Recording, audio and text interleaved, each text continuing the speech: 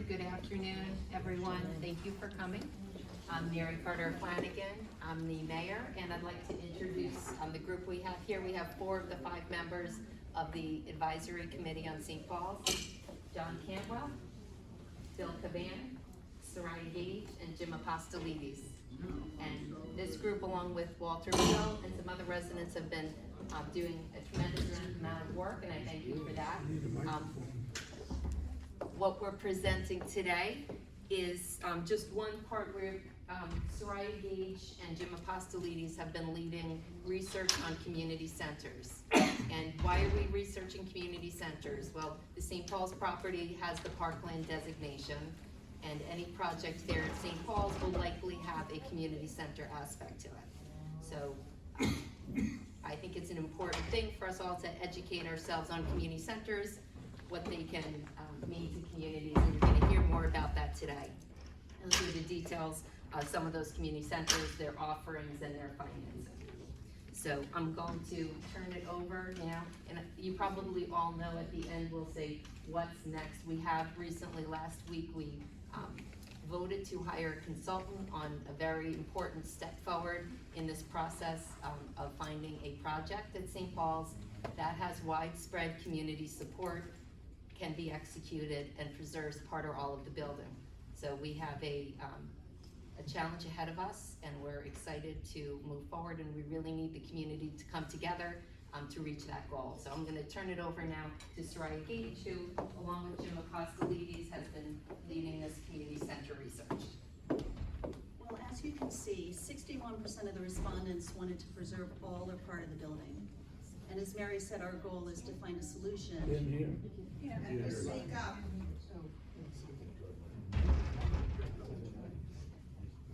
Okay, can you hear this? All right, so 61% of the respondents wanted to preserve all or part of the building, and our goal is to find a solution that has widespread support and can be executed.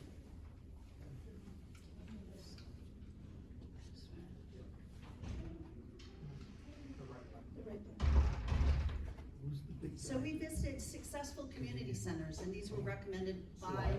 Hold a little closer. Okay. We visited successful community centers that were recommended by you. These are places that you told us that we should look at. And we wanted to see how they serve the residents, and we wanted to get a high-level overview of the economics of such centers. And Jim, do you want to talk about what we were looking at?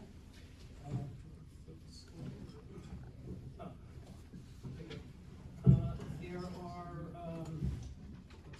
9 centers on the list.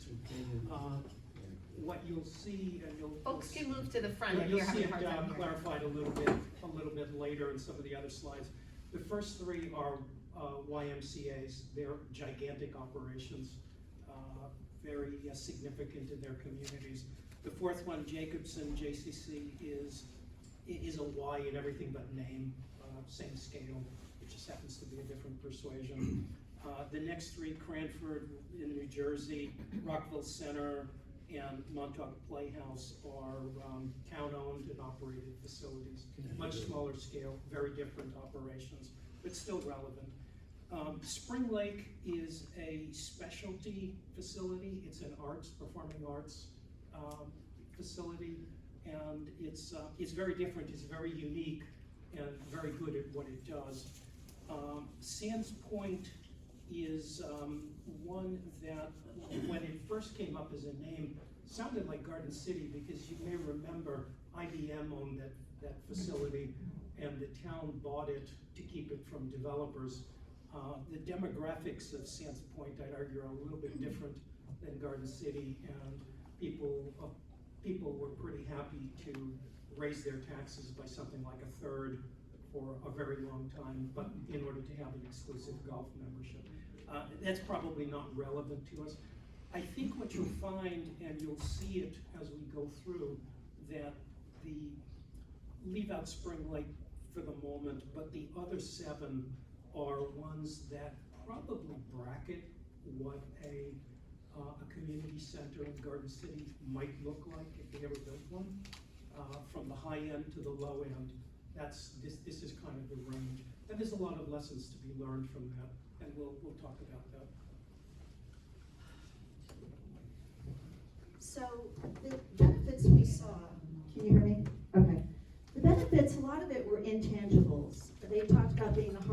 soul of their community. They had a wide range of activities, large numbers of people, multi-generational. Everything was under one roof, and that was significant. A community center is a center. It enhances the feeling of neighborhood and community. That's what we heard over and over again.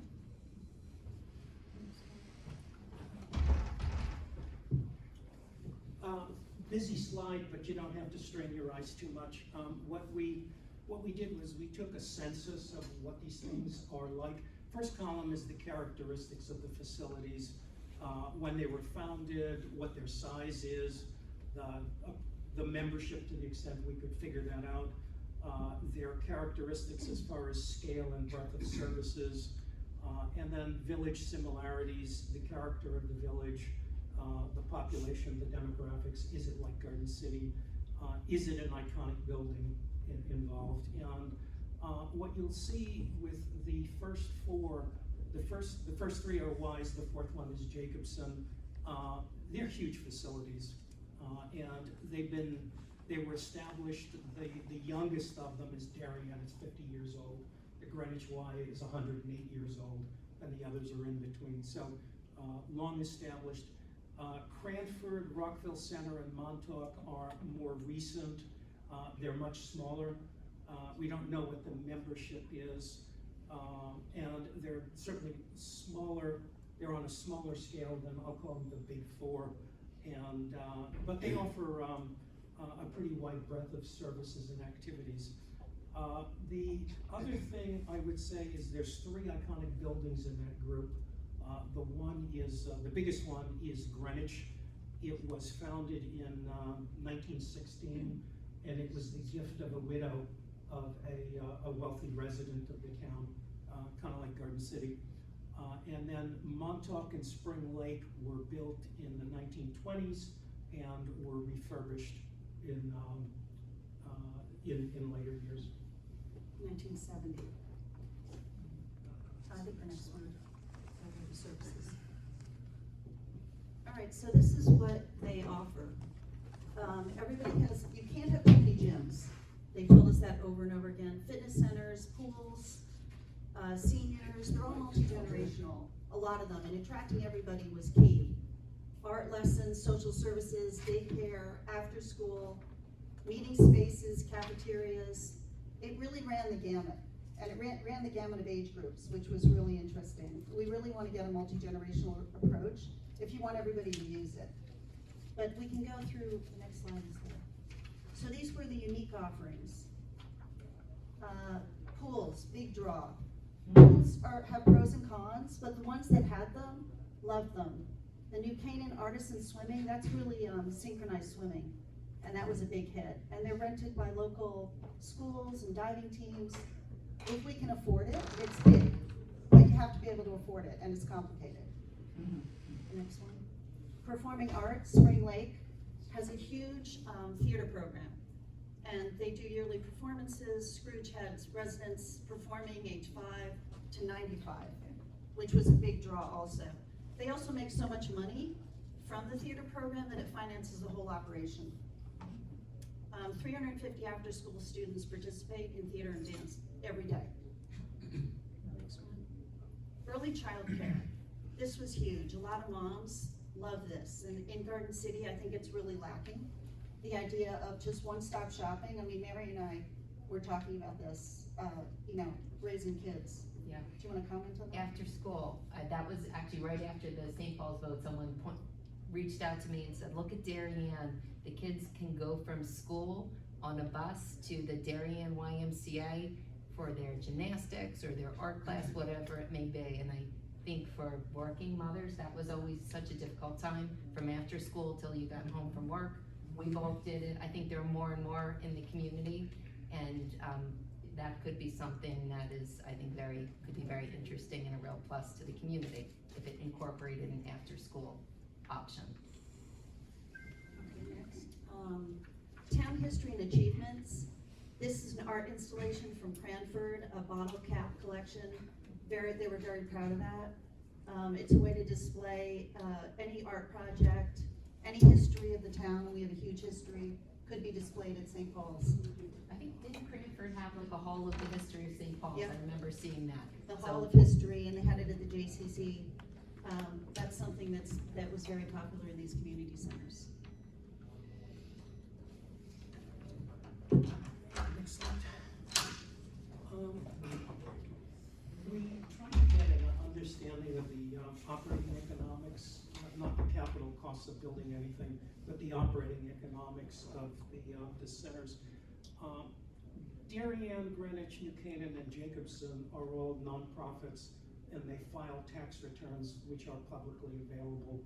And we looked at that. The most recent one was for calendar 2002. What you 22, sorry. What you'll notice is that it costs a lot of money to run these places. Greenwich was the smallest of the bunch, 7 million. The Wise in general between 7 and 9.5. Jacobson is 15 million, just gigantic. My first reaction was, oh my God, they're gonna go bankrupt. But then you look at the revenue line, and they generate a lot of revenue as well. And basically they make money over in a given year, they might be plus or minus a little bit. Over a period of time, they're positive.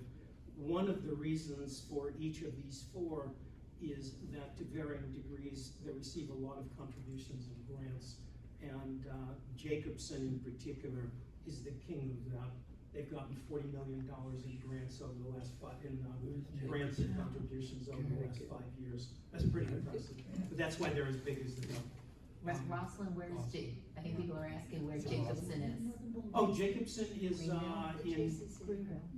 is in Greenville. It's just off of Gordon Boulevard and It's across the street from the Nassau County Art Museum. it looks like it's in an industrial park, Yeah. but it works. Might add that some of these operations have full-time fundraisers that do nothing but explore grants.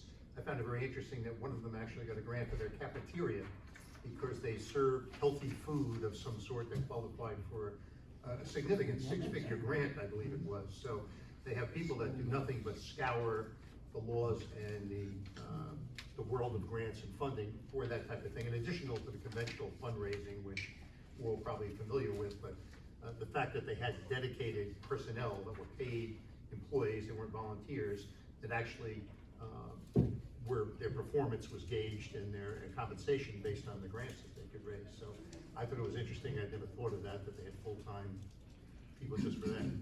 Yeah, they're very successful. Are the amounts that we see here, the expenses, does that also include upkeep of the facilities, repairs, security? Yeah, I presume it is because it's directly off a tax return with total expenses. So most of these places are run on memberships, payment for classes. They rent out spaces. A lot of it is renting out spaces for events, but the revenue and contributions and grants. And that grant, the cafeteria at the JCC, they got it from the New York State Dormitory Authority. But there's tons of places where they got money for security, they got money for programs with disabilities. I think they have a person that works 3 days a week at the JCC in Greenville. But it feels like if you work 5 days a week, you could probably make even more. I mean, we were shocked at the money that they were making on these contributions and grants. We tried to get, the YMCA's in Jacobson were pretty easy to get the economics of at a high level because they filed tax returns. Rockville Center, Cranford, and Montauk are town-owned and operated facilities. The numbers are buried in the budget somewhere, and I'm not very good at digging into that. We didn't find that much. We did find some data that people volunteered to us. The one where we got numbers that we felt comfortable with, Rockville Center, again, much smaller facility than the Wise, has expenses of about $1.7 million and revenues of $1.9 million. But again, Rockville Center is an element of the Parks and Recreation Department. It isn't the be-all, end-all of a community. You'll see a big distinction between the Wise and the 3 town-owned facilities. The owner-operator, for the big 4, they're nonprofits. The others are they're town-owned, it's Parks and Recreation Department. Big distinction, the Wise are membership operations. The other 3 are residents only. Yeah, but I'll say also that Rockville Center, they have resident programs. They fill up with residents first and then they open it to everybody else. So, and they charge a slightly higher fee. So if you're in daycare and you're a resident, it costs one thing, and then if you're Yeah, a if there's an non-resident, opening. you'll If there's- pay a little more. And then you have the issue of tax support at the Wise, obviously no. The town facilities, yes. The Wise, you pay a membership fee, the town facilities, no. In both cases, you pay program fees, and contributions and grants. They both receive them, but arguably the Wise and Jacobson are on a totally different scale. The scope of activities is also interesting. The Wise and Jacobson are pretty much colossal operations that do everything. They're pretty comprehensive. The town facilities are part of the Parks and Recreation offerings. So they're just an element of the town's operations. It was interesting because some of the stuff that percolates and bubbles up is what the town's specifically interested in. So at Rockville Center, a dog obedience class is really big, like you can't get in. And then also they have a theater program that is phenomenally popular for young kids. So I think that's gonna happen here if we go down this route and we hear about stuff that's interesting and we test it. You know, you'll get a sense of what works and what doesn't work. But they all had unique offerings. And one of the things that kept coming up was around teens, because there's this idea of engaging your teens.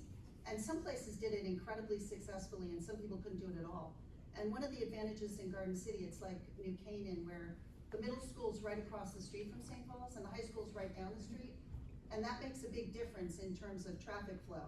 If you can just walk there after school, you're gonna get a lot more kids than if, you know, you have to drive across town. So that really determined the teen programs, like Cranford, and some of them were right next to the library, so if there was a library program, they would just flow into the community center. I guess I would summarize this and say that this slide, in a sense, brackets what a Garden City facility might look like from the high end to the low end. And it would be something in between with lots of decisions would have to be made, and lots of trade-offs. Would the people who are running these theater programs or whatever programs we choose to be village employees? Actually, let me jump in, which I should have said at the very beginning. What we're doing today is food for thought. It's just giving people information about how these community centers are operating elsewhere, pros, cons, advantages, things. Growing up here myself, I never had a community center. Many of you may be the same. So I felt like I had a need to educate, as we're starting to talk about a community center, get to know what that could mean. Before the company, Branstead of Carroll, was just hired, they're gonna be coming, they're gonna wanna hear from all of you, they'll be doing focus groups, surveying, but just a little background information so we don't come into it with no knowledge really or experience with the community center. So as far as that type of detail, this kind of demonstrates it can be different, done different ways. They'll all be open, and that will be, you know, down the road as we move forward. We'll be hearing from residents and learning what residents want, how, you know, the budget issue, you know, what they would pay, how they'd wanna pay for it, and obviously village staff involvement on how to best run these. We, as you know, a lot of our rec programs are like pay as you go, you know, the taxes and then you pay for your dance class, and that's all to be determined. This is really just food for thought and getting us up to speed on what a community center means to people who have community centers and whether it's something we're interested in. This was a good education for us at least, and, you know, hopefully we've imparted some of it to the audience. And it was everything was different, as Mary said, it was very customized. So the Sands Point Village, it really wasn't like us, because they have 900 residents, it's more like a country club, I don't know if anybody's familiar with that. But it was interesting to me because they outsourced the management of it to a management company. And the management company had been very successful turning it from a deficit to a profit. So that was just one example. Other ones are, run right out of the rec department. The YMCA draws on the national management structure for resources and money. I mean, it may not work here, but it was great for us to see all these different models. It's not one size fits all. And we're not making, like, what we're doing here is, Soraya and Jim have done a lot of work researching for you, the residents, for us, the residents, and this is just to help educate us. No decisions are being made. We're not saying, hey, we're not trying to sell you on any particular YMCA or any concept or program.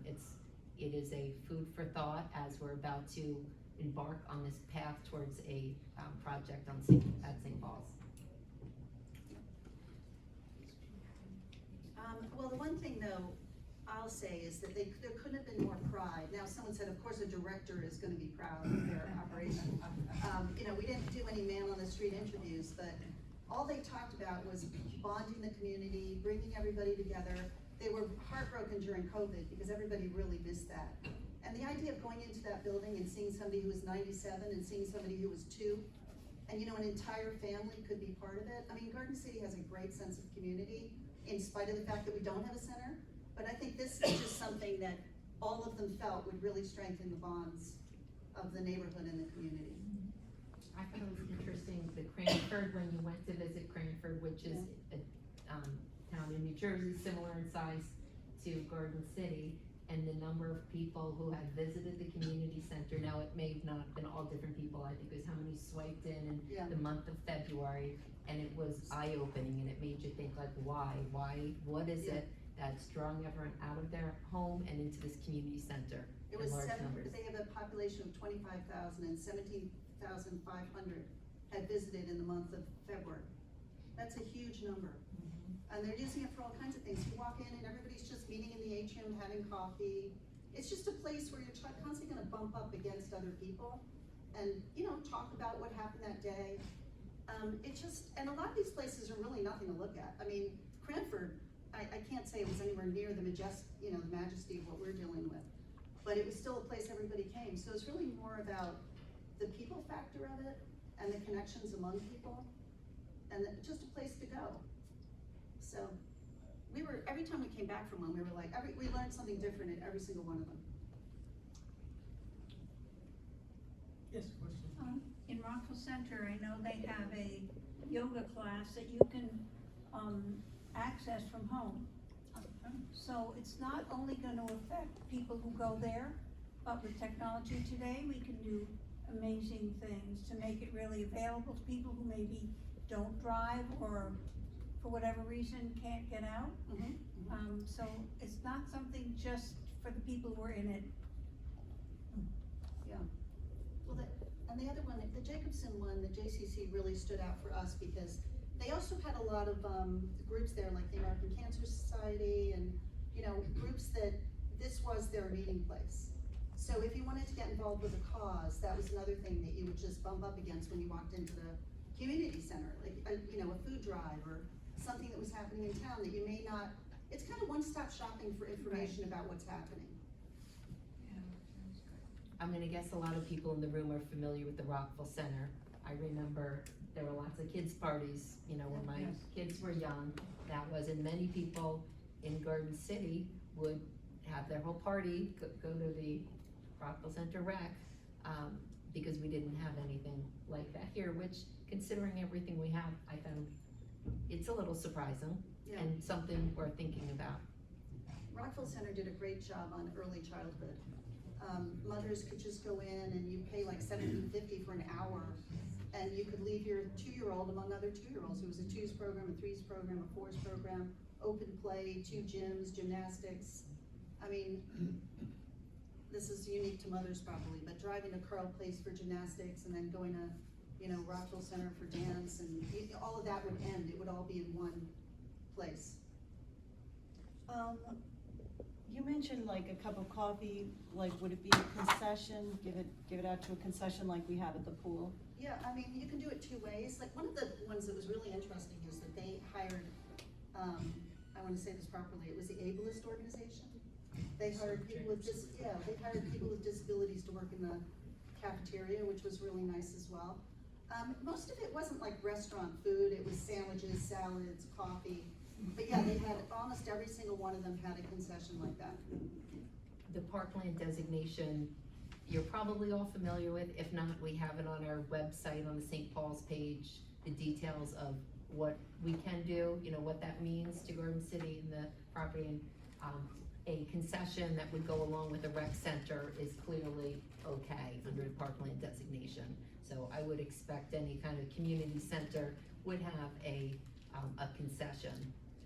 There are other things, actually, the schools are not okay. So this will all be, you know, these details will be hashed out as we move forward as far as, but a lot of these programs would fall within would be no problem with the parkland designation. Yes, Are any of these parkland? not to my knowledge, I wouldn't think so. probably not. One more thing I wanna say is a lot of them had these multi-purpose rooms, and when you start to imagine, I mean, having a modular multi-purpose room, think about it, like you could have a Girl Scout meeting there, you could do a dance class there, you could do a yoga class there. I think that's really part of the equation here. Nothing has to be, you know, in stone designated to one project. There should be a lot of there's a lot of flexibility around that. I would imagine in your conversations with these communities, you might have shared some of the hurdles that Garden City has, you know, had to endure. Did they have any advice on, you know, how those communities came together to make decisions to get on board and eventually, you know, refurbish a playhouse or make a decision to get involved with the YMCA? Well, we didn't have there weren't a lot of comparables in terms of an old building that had been deteriorated that we needed to renovate, no. But the closest came, Greenwich had an old building they refurbished. And then Spring Lake, to me, was really interesting, because it was built by, I was talking to Peter Cole about this, because there were a lot of movement in the industrialists in the 1920s to build these beautiful, majestic buildings for people, and they built it for the veterans in 1920. And the veterans came back, but because of Prohibition, they didn't have alcohol in there, the veterans didn't want to use it. So they built this beautiful building, and it basically sat dormant. I mean, our issue around St. Paul's is the roof. It didn't fall into that kind of disrepair, but they came back 50 years later with the theater program, and they put the library in there, and they completely turned the thing around in 1976 and made it incredibly viable and profitable. I'd also add that most of the cost was paid for by contributions. It wasn't the municipality. Montauk is also renovating a facility. It was built in the 1920s as a tennis center, and so it was an athletic facility to begin with. They're in the midst of a $16 million building an aquatic center. But Montauk has its own unique circumstances, that it's heavily funded by the town. It has huge contributions because there's an affluent temporary community there, and frankly, there's nothing else around it. So it's in a vacuum. But did you just mean the physical plant, or and what else about the challenges? I would say, you know, multifaceted challenges, getting a town engaged to, you know, if it was funded by contributions, that takes a little bit of the tax burden conversation out of it. But, you know, mostly, you know, are there learnings that, you know, this committee could adhere to? Not on the big facilities, no, because the youngest of them is 50 years old. So whatever battles there were many generations ago. Well, I think one of the things we have to consider is there's gonna be, if it goes this far, and we won't make any decision, this group is not deciding. The town is gonna be surveyed, and then based on that feedback, we're gonna create options. And then based on those options, it's gonna go to a bond to vote. So we're just stewards, and we're just finding out information, but the two issues really are the building renovation and then the maintenance of the building and the costs of, and what we found was that if their budget was X, they made X, right? Like, if we decide to do an aquatic center, which if the survey comes back and 95% of the people want an aquatic center, we have to really research an aquatic center, but we wanna create a situation where we can pay for the cost of operating it. I don't know if that answers your question. No, it does. Thank you for your time and your dedication. I would like to just emphasize what you said. What I was doing in this committee was reaching out to any group we could find that would talk to us, any individuals we could find would talk to us, graduates of St. Mary's even, and St. Paul's, all types of athletic groups and youth athletic groups. We spoke to recreation department, spoke to the police commissioner, everybody we can think of, and continue to ask you if you have anybody, any group or part, or even if you're not part of a group, and you'd like to contact us, please do, about suggested uses and so forth. And then, as you said, we're a steward, we're not doing anything, any decisions ourselves. That's the purpose of the next phase, where a consultant was just selected, that will be professionally getting to what the sentiment is with the people. Of course, the big question will be, how much is everybody willing to pay for? I mean, everybody would love to have everything, of course.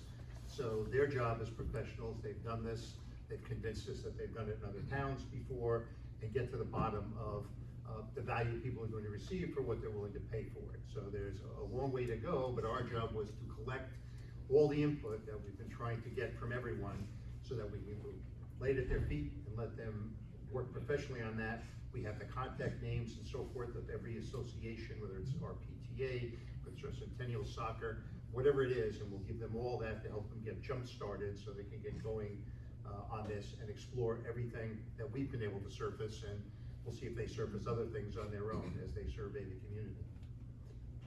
Did they speak at all about how long it took to get up to speed so that they were able to cover? I mean, Their costs. when facilities open, you don't know how many people are going to use them. Did they talk at all about whether it took a few years to get, to be able to cover their expenses? No, I don't think so. I mean, they're, frankly, they're all fairly well established. The only one that you don't know, because it's right now, it's in its building stages, Montauk, Montauk, too early to yeah. tell. I think they suggested, I took away from it anyway, that when they gauged the sentiment of the residents, I mean, one of the type of questions I might ask would, how often do we expect to use it? And, Yeah. are you willing to pay for it? So forth. So it's not as if you build something and They will come. hope people will come. I mean, they have a pretty good, that's what they do. They're professionals. They should have a pretty good idea of how many people said they would use it. Now, if they're as good as we hope they are, they'll be accurate in that projection. Obviously, I don't think anybody could guarantee what will happen, but they've done this many times, and we would expect that it would be reasonable, their assumptions for a range of people that might be interested in using it at what cost and so forth. Well, we could actually go back to our pool when the Yeah. pool first opened, right? I mean, I wasn't around then, but that pool complex is our summer community center where things happen, and, I remember that, Rockville Center had done a very, I think, in-depth usage report of usage of programs. So let's say we have 50 we won't, Yeah. I don't know what's gonna happen, but let's say we have 10 programs. They were very clear about the number of people that went and the revenue they made for it, and if you don't use it, they shut it down and they move on to something else. Yeah. And this is one of the things about the modular spaces and the multi-purpose rooms. And also, sometimes they brought in a leader in a group, like let's say you bring in a really great yoga instructor. That person brings in the people to use the program. right. So some of the programs were established by them, and then other ones were where they found, a great Italian teacher and the Italian class takes off, right? So it's I think there's gotta be like this beta period where we test, what's gonna be popular. You start with 20 programs, and after a year, you evaluate, and if something's growing, you give it a chance, and if it's not, you shut it down. But- I think you have to be pretty disciplined around that. But the intent is not to build it and they will come. Yeah. The intent is to actually go out and see what residents want, need, will support, et cetera, just from a recreation perspective, right? Independent of St. Paul's, what are the residents' recreation needs? And then independently of that, we've got St. Paul's, and how does St. Paul's meet those needs? It's, to me, that's how we're getting that data that then maybe you're doing some beta testing, but you're not starting at a It's place not in where a it's like, vacuum. and Yeah. there's not we found this program at Rockville Center, Doc Obedience, which and then, oh, we should totally do dog obedience. That's not, that's not what we learned, that's not what we're trying to sell here. But like, if everybody here just heard dog obedience, and they'd never heard of that and thought, we need dog obedience, why have we never heard of this? Then great, you're now kind of prepped to be able to say, you know, whenever we do start to gather this information from residents, you're all prepped to say, oh, dog obedience, I did not know I needed this thing, but now I need this thing like I've never needed anything.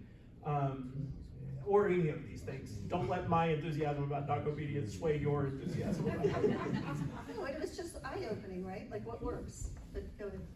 Yes, at the beginning, you had a slide there, with all the amenities from all the other community centers. It would have been nice to have Garden City first and check off all the amenities we have in relationship to other communities so that we don't duplicate efforts. Now, by the way, the animal training, they used to have it in high school. I remember because I brought my dog there. To your point, Bob, that is something that I'm really excited about. Branstetter Carroll, who we are bringing on board, and I look forward, I think you're all going to feel the same way when you get to meet them. They bring so much experience on this type of planning with communities, recreation programs, so they will look at what's offered within our community through the village or privately in our community, and they'll also look at surrounding areas. So they are experienced in finding out what the true needs are and what would be a successful project and a master plan. Those things that's all on their radar, and they do that regularly. So point taken, and it will not be overlooked. Yes? What percentage of the activities are paid for by the individual based on the usage?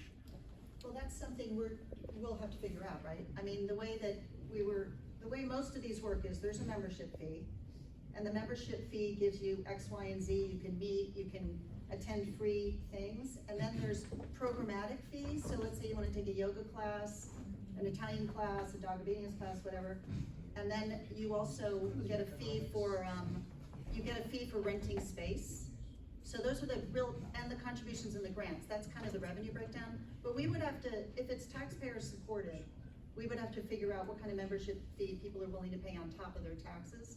That may be a sticky wicket because you've already paid your taxes, right? I mean, So I think that's something that's gotta be figured out. most places have an annual membership fee then? Exactly, you pay for the pool. If we Yeah. wanna join the pool. Well, this is something the survey is gonna really, hopefully get a sense of, like, where do people feel they should pay and where do they not feel I they should pay? think Do most places have a membership fee, annual?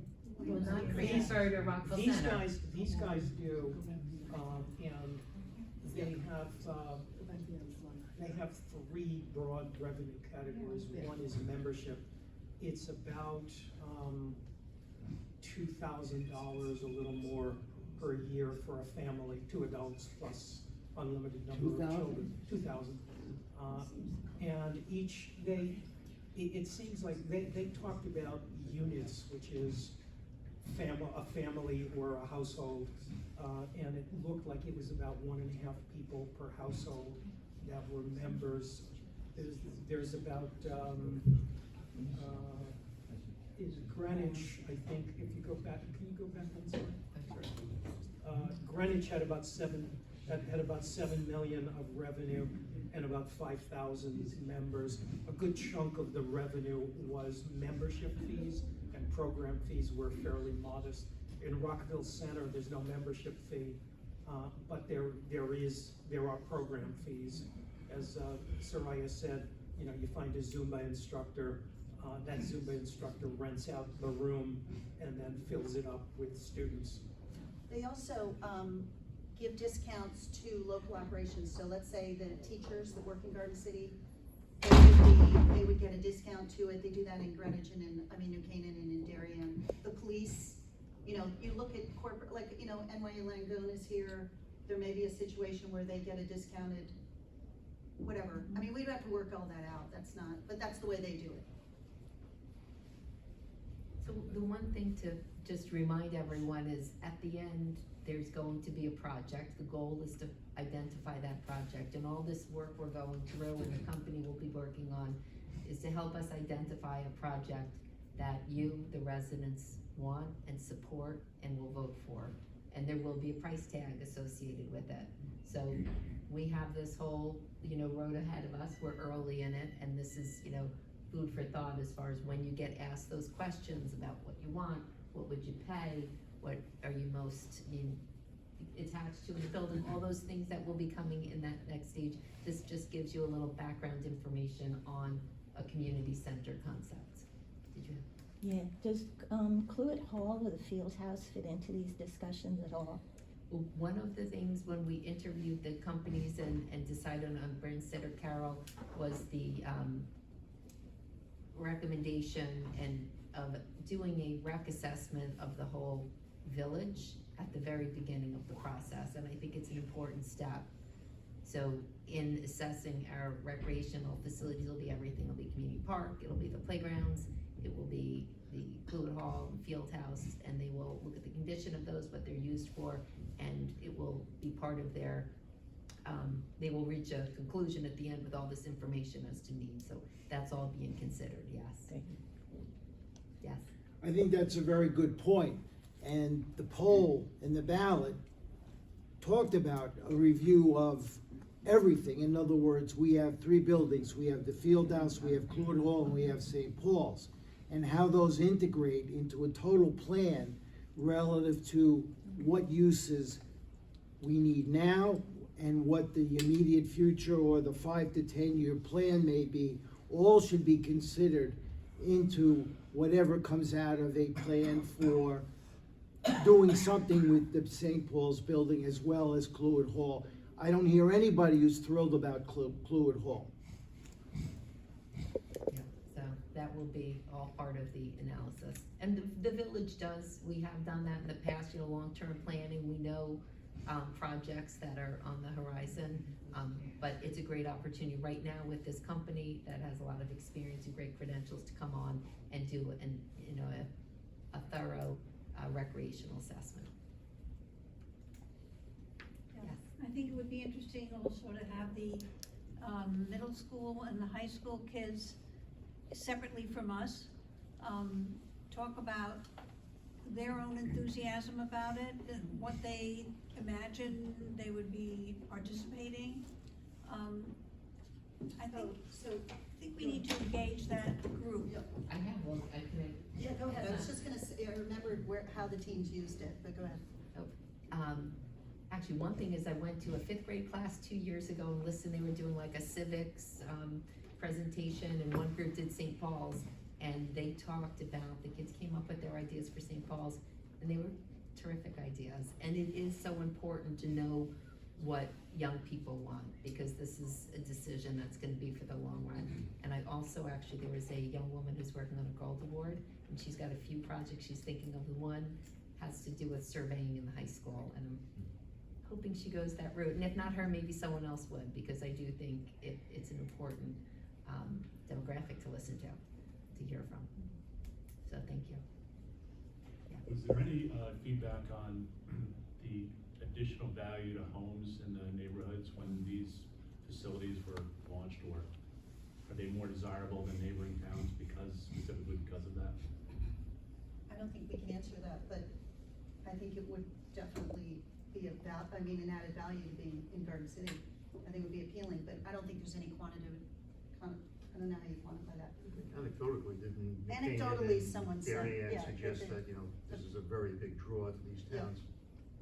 But I was gonna just go back to how the teens use it, because this was a question Jim and I were interested in, because sometimes they didn't have the team, and that's a missing piece, right? And it's really important that the teens have a place to go, and it'd be great if they went there.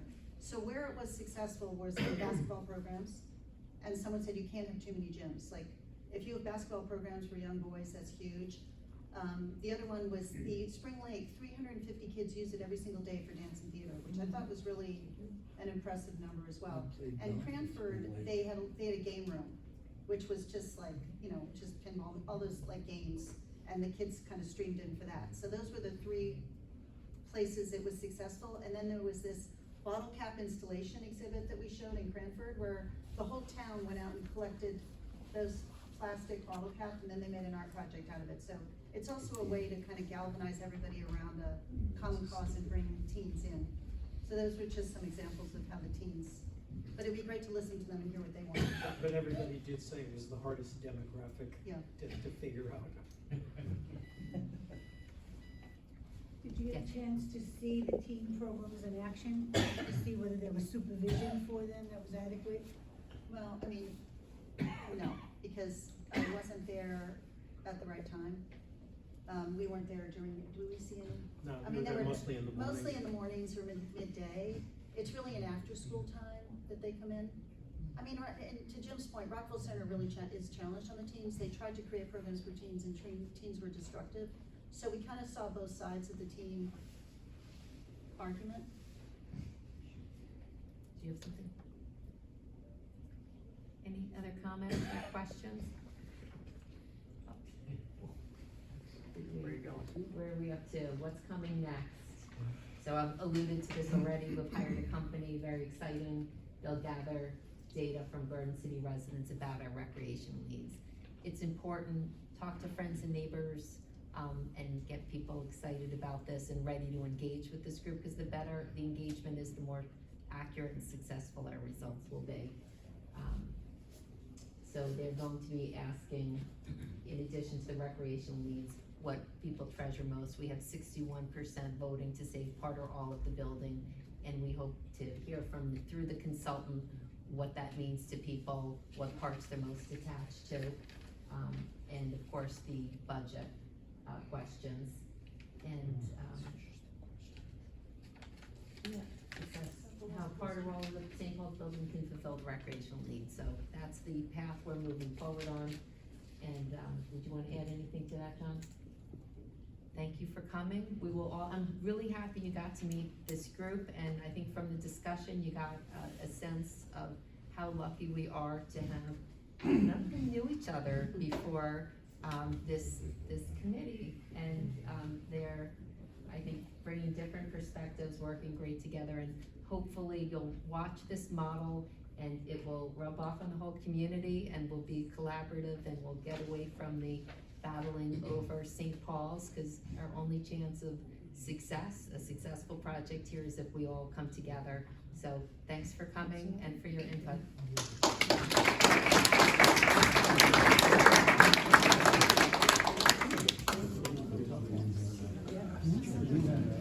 And we're here if you have any questions, we'll linger.